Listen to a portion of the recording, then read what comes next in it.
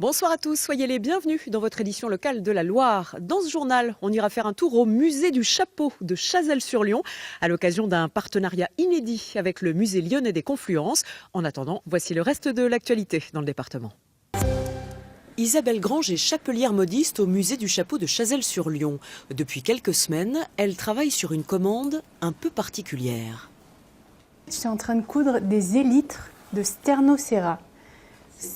C'est un coléoptère et qui a des élytres comme ceci, qui ressemblent à de véritables bijoux. Des chapeaux ornés d'ailes d'insectes, voilà qui est peu banal. L'idée revient au musée lyonnais des Confluences, qui a sollicité le musée ligérien pour sa prochaine exposition sur les coléoptères. La chapelière a imaginé 2 modèles, pour hommes et pour femmes. Pour le chapeau au féminin, eh bien, je suis partie de quelque chose de très féminin, très rond. Et je voulais garder cette idée de carapace, en fait, quelque chose qui vient enfermer le corps du coléoptère. Et j'ai voulu la même chose pour la coiffe. Le chapeau masculin, lui, rappelle celui du chapelier fou d'Alice au pays des merveilles. Il sera présenté avec un coléoptère à l'intérieur. Pour moi, c'est évidemment extraordinaire d'avoir 2 chapeaux exposés au musée des Confluences et pour l'atelier musée du Chapeau aussi.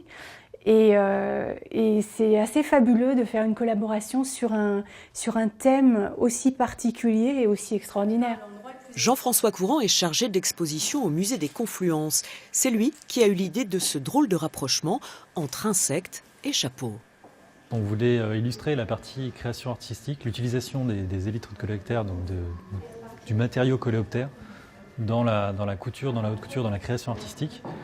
Et en fait, en regardant un peu autour ce qu'il y avait sur le territoire, on a découvert le musée du Chapeau.